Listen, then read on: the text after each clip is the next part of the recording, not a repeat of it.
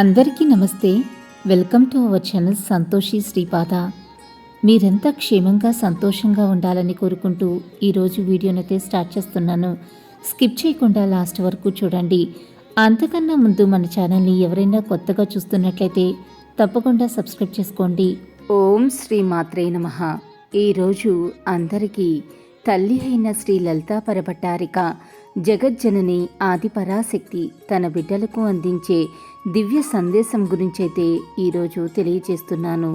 ఈ సృష్టిలో ప్రతిదీ భగవంతుడి తప్ప నీదంటూ ఏదీ లేదు బిడ్డ.